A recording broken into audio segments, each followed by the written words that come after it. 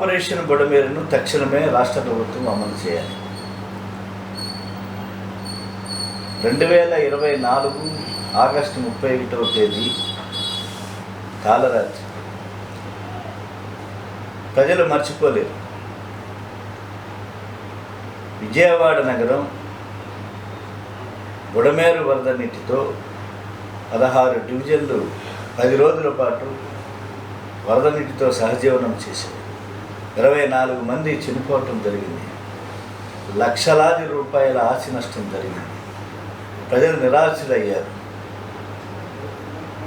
ఏ గుండూరు నుంచి ప్రారంభమైనటువంటి బుడమేరు విజయవాడ నగరం మీదుగా వేల్పూరు, ఉప్పులూరు గుండా, గుడివాడ గుండా ఉప్పుగుండూరుని కొల్లేరు మీదుగా ఉప్పుగుండూరులో సముద్రంలో కలుస్తుంది. 128 కిలోమీటర్ల ప్రవాహ తీరం. అడుగడుగున గళ్ళు పడినాయి. అడుగడుగున పూడిగా తీసివేత చేసేటువంటి పరిస్థితి లేదు. కాబట్టి ఈ సందర్భంలో ప్రభుత్వం ఏం చర్యలు తీసుకుంది? రాష్ట్ర ముఖ్యమంత్రి గౌరవనీయులు నారా చంద్రబాబు నాయుడు గారు 10 రోజుల పాటు విజయవాడ నగరంలో ఉండి సహాయక కార్యక్రమాలు పర్యవేక్షించారు. సంతోషం.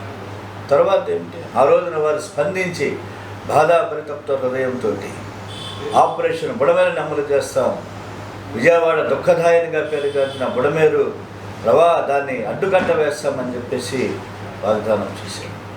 కానీ ఈనాటి వరకు దానిపైన ఏమైనా ఇసుమంతైన ప్రయత్నం చేశారా అని చెప్పేసి నేను అడుగుతున్నాను.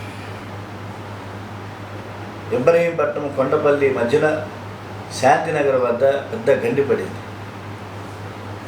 35 కోట్ల రూపాయలు శాంక్షన్ చేశారు. 500 మీటర్ల పొడవున రక్షణ గోడ. 500 మీటర్లు అంటే ఎంతవరకు వస్తుంది? అది ఒక గండి పొడచడానికి. కానీ 365 మీటర్లు మాత్రమే రక్షణ గోడని కట్టడం జరిగింది. పని అయిపోయింది. ఆ తర్వాత రాయనపాడు, ఇప్పూరు, విజయవాడ నగరం దిగువ భాగం, ఎనికేపాడు అండర్ టన్నల్ ఛానల్ 20,000 క్యూసెక్కులు వాటర్ను పోవటానికి మార్గం సుగమం చేయాలని చెప్పి అనేక దఫాలుగా భారత కమ్యూనిస్ట్ పార్టీ మేము ఈ 2 సంవత్సరాల కాలంగా ఆపరేషన్ బుడమేరు పైన పోరాటం చేస్తున్నాం. ఆనాటి కలెక్టర్ శ్రీమతి సుజన స్వయంగా రిపోర్టును సబ్మిట్ చేయటం జరిగింది. విజయవాడ నగరం ఎగువ భాగాన, విజయవాడ నగరం దిగువ భాగాన మొత్తం కలిపి 382 ఎకరాలు ఆక్రమణలో ఉన్నది, చెరలో ఉన్నది, కబ్జాదారు చెరలో ఉన్నది అని చెప్పి ఒక విజయవాడ నగరంలోనే న్యూ రాజశ్రీపేట నుంచి ఎనికేపాడు వరకు 82 ఎకరాలు ఆక్రమణలో ఉందని చెప్పి ఆవిడ సర్వే నంబర్తో సహా కూడా గవర్నమెంట్ సబ్మిట్ చేయడం జరిగింది. ఈనాటి వరకు ఏం చర్య తీసుకున్నారు మీరు? కనీసం ఒక ప్రాథమిక దశగా ఆపరేషన్ బుడమేరు అమలు చేసేదానికి ఒక్కచోటైనా కనీసం విజయవాడ నగరంలో ఆక్రమణ జరిగించారా? శాంతినగర్ గండి పూడ్చారా? వేల్పూరు గండి పూడ్చారా? ఉప్పులూరు వద్ద పాడైపోయిన బ్రిడ్జిను రిపేర్ చేశారా? ఎనికేపాడు అండర్ ఛానల్ 20,000 క్యూసెక్కుల నీరు పోవటానికి కావలసిన పనులు వేగవంతంగా జరుగుతున్నాయా? ఎక్కడా లేదు. తిరిగి మరలా వర్షాకాలం రాబోతున్నది. ప్రమాదం ఉంచుకొస్తుంది. ఏమైపోవాలి విజయవాడ నగరం? దిగువ భాగాన వర్షాలు కురిస్తే దిగువ భాగాన రైతాంగం ఏమైపోవాలి? వేలాది లక్షలాది ఎకరాలు బుడమేరు ముంపున బారిన పడేటువంటి పరిస్థితి ఉన్నది.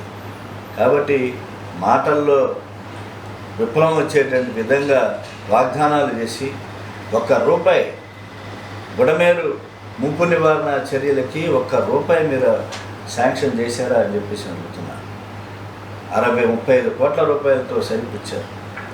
విజయవాడ నగరానికి, విజయవాడ పార్లమెంట్ నియోజకవర్గానికి ప్రాతినిధ్యం వహిస్తున్నటువంటి 2 జిల్లాల ఎమ్మెల్యేలు, ఎంపీలు మేము సూటిగా ప్రశ్నిస్తున్నాం.